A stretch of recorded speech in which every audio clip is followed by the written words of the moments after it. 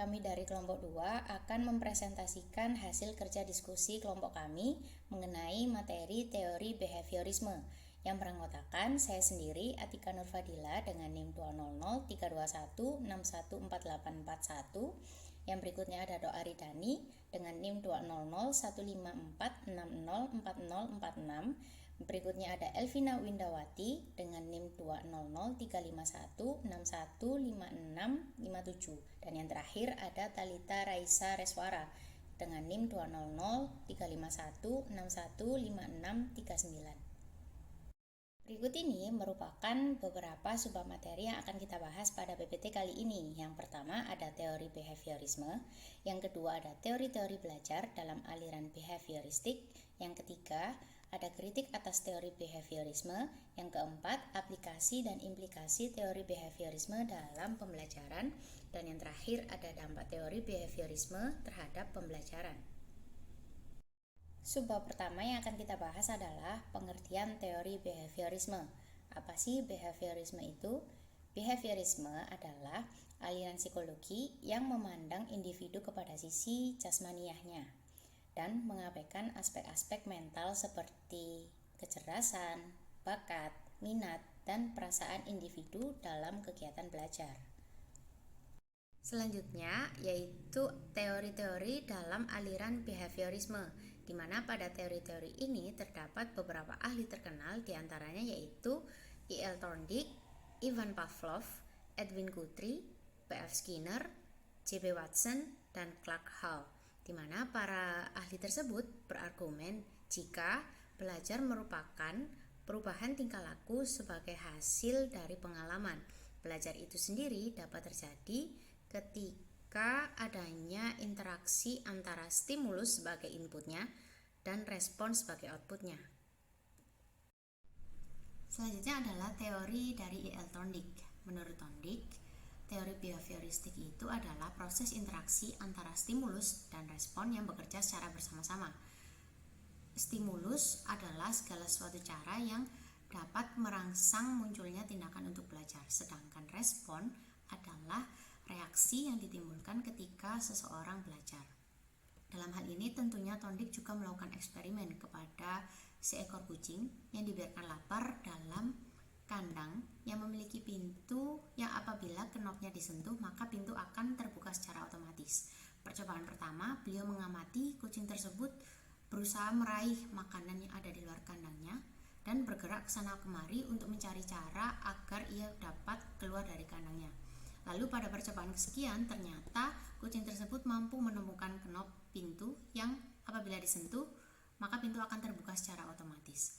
Dari percobaan ini maka dapat disimpulkan bahwa belajar itu terjadi dengan cara coba-coba dan membuat salah, yang mana teori ini digunakan dalam teori pembelajaran, yaitu pada awalnya seseorang akan melakukan percobaan-percobaan atau kesalahan-kesalahan sehingga ia dapat mengerti dan paham.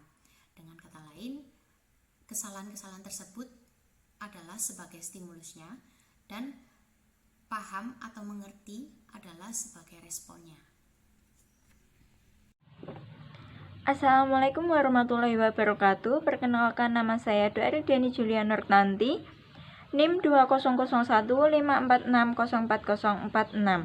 Di sini saya akan menyampaikan teori behaviorisme menurut Ivan Pavlov. Menurut Ivan Pavlov, teori behaviorisme lebih menekankan pentingnya penciptaan lingkungan atau situasi yang dapat menimbulkan respon pada siswa. Menurut percobaan yang telah dilakukannya, diambil kesimpulan bahwa individu dapat dikendalikan melalui stimulus untuk mendapatkan pengulangan respon yang diinginkan. Sementara individu sendiri tidak menyadari bahwa ia dikendalikan oleh stimulus yang berasal dari luar dirinya. Pendapat ahli yang kedua yaitu John Birch Watson atau J.B. Watson. Menurut beliau, stimulus dan respon yang terjadi dalam proses belajar harus berupa tingkah laku yang dapat diamati atau bersifat observable. Ia menganggap perubahan mental pada anak tidak dapat menjelaskan apakah proses belajar sudah terjadi atau belum. Pendapat ahli selanjutnya yaitu teori behaviorisme menurut B.F. Skinner. Menurut beliau, teori behaviorisme yang disampaikan oleh J.B. Watson masih tidak lengkap, bahwa respon yang ditujukan oleh siswa tidak sesederhana itu, karena pada dasarnya stimulus yang diberikan akan berpengaruh pada respon yang dihasilkan. Kemudian, respon yang dihasilkan tersebut akan menimbulkan konsekuensi yang nantinya akan mempengaruhi tingkah laku siswa. Oleh sebab itu, diperlukan untuk memahami tingkah laku siswa secara tuntas terhadap respon dan konsekuensi yang akan ditimbulkan nantinya. Selanjutnya adalah teori behaviorisme berdasarkan ahli E.R. Guthrie. Guthrie menegaskan kembali pendapat dari Thorndike dan Pavlov dengan hukumnya yaitu the law of association. Hukum tersebut memiliki makna bahwa gabungan suatu kelas stimuli yang mengikuti suatu gerakan, maka ada kecenderungan jika gerakan itu akan diulangi lagi pada situasi yang sama.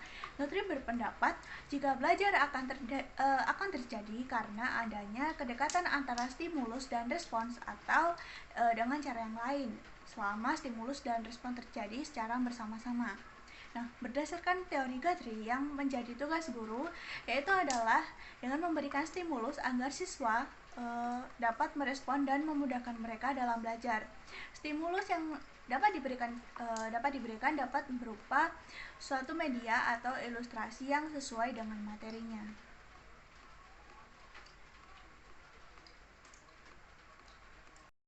Teori yang terakhir disampaikan oleh Clark Hall. Nah, ahli ini menggunakan konsep yaitu dengan menggunakan hubungan antara stimulus dan respon guna menjelaskan definisi tentang belajar.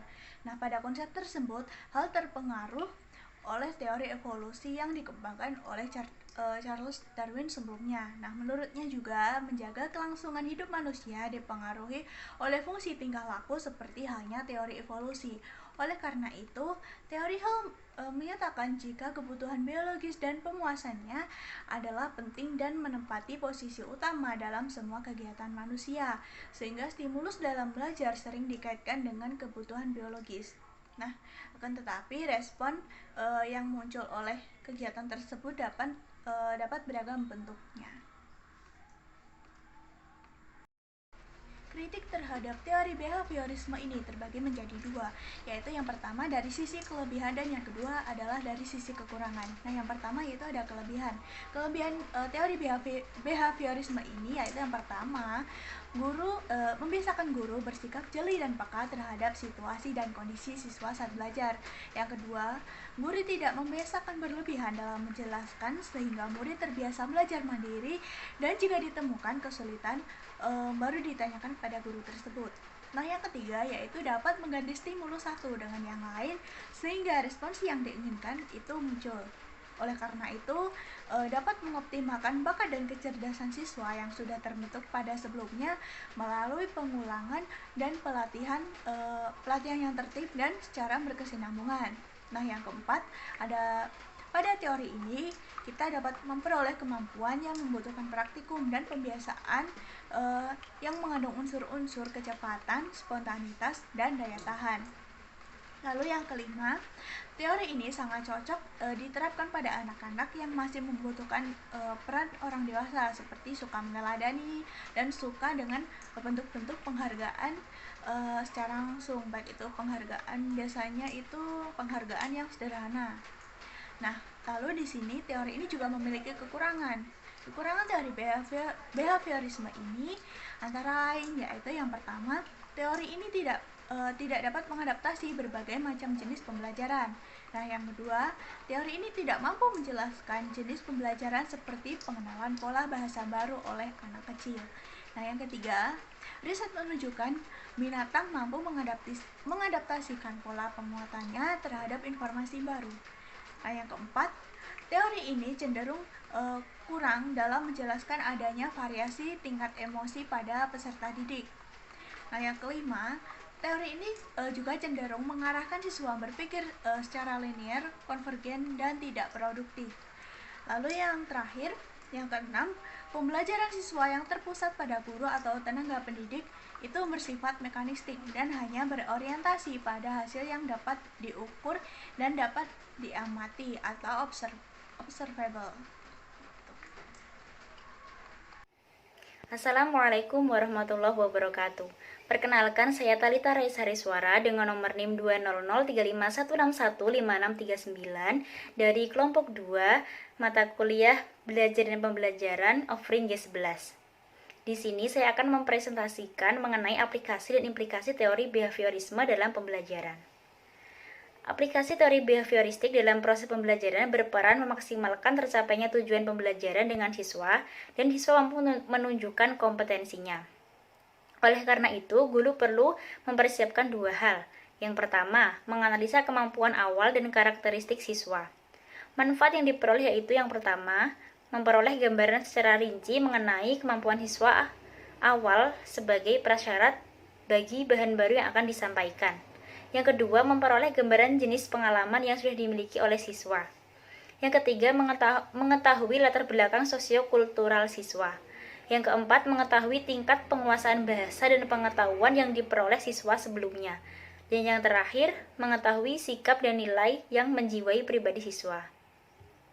Kemudian, hal yang perlu diterapkan yang kedua yaitu merencanakan materi pembelajaran yang akan diajarkan.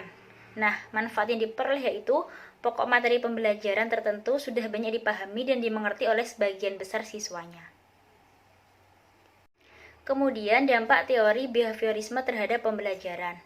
Berdasarkan penelitian yang dilakukan oleh Umar, terdapat beberapa manfaat yang diperoleh dalam suatu pembelajaran apabila menerapkan teori ini. Yang pertama, akan memperoleh gambaran yang lengkap dan terperinci tentang kemampuan awal para siswa yang berfungsi sebagai prasyarat bagi bahan baru yang akan disampaikan. Yang kedua, akan memperoleh gambaran tentang luas dan jenis pengalaman yang telah dimiliki oleh siswa. Berdasarkan pengalaman tersebut, guru dapat memberikan bahan yang lebih relevan dan memberi contoh serta ilustrasi yang tidak asing bagi siswa. Yang ketiga, akan dapat mengetahui latar belakang sosiokultural para siswa, termasuk latar belakang keluarga, latar belakang sosial, ekonomi, pendidikan, dan lain-lain. Yang keempat, akan dapat mengetahui tingkat pertumbuhan dan perkembangan siswa, baik jasmaniah maupun rohaniah. Yang kelima, akan dapat mengetahui aspirasi dan kebutuhan para siswa. Yang keenam, dapat mengetahui tingkat penguasaan bahasa siswa. Yang ketujuh, dapat mengetahui tingkat penguasaan pengetahuan yang telah diperoleh siswa sebelumnya. Yang kedelapan, dapat mengetahui sikap dan nilai yang menjiwai pribadi siswa, sehingga pendekatan behavioristik lebih condong pada pembentukan dan perubahan karakter menunjuk keaktifan peserta didik daripada kepasifannya. Dan yang terakhir, membawa siswa untuk mencapai target tertentu, sehingga menjadikan siswa yang tidak bebas berkreasi dan berimajinasi menjadi lebih bebas berkreasi dan berimajinasi. Kemudian dari beberapa penjelasan yang telah kami lakukan dapat ditarik kesimpulan yaitu teori behaviorisme menekankan adanya hubungan antara stimulus dengan respon yang secara umum memiliki arti penting bagi siswa untuk meraih keberhasilan belajar. Hal tersebut dapat dilakukan dengan cara guru memberikan stimulus kepada siswa ketika proses pembelajaran berlangsung. Penerapan pendekatan behavioristik memiliki beberapa kontribusi dasar yang cukup signifikan pada pembelajaran. Dengan menjadikan pendekatan ini sebagai dasar teori pemilihan strategi ajar, maka ada harapan besar adanya perubahan sikap peserta didik. Terdapat 3 kontribusi yang muncul antara lain analisa karakter peserta didik, pengembangan media dan strategi ajar, serta pembentukan sifat percaya diri pada peserta didik. Oleh karena itu, memahami pendekatan pembelajaran seperti behavioristik sangatlah perlu bagi tiap pengajar agar tidak sembarangan memilih metode ajar dan materi untuk diajarkan pada peserta didiknya. Sekian presentasi yang dilakukan oleh kelompok 2. Untuk perhatiannya kami ucapkan banyak terima kasih. Kurang lebihnya mohon maaf. Akhirul kalam. Wassalamualaikum warahmatullahi wabarakatuh.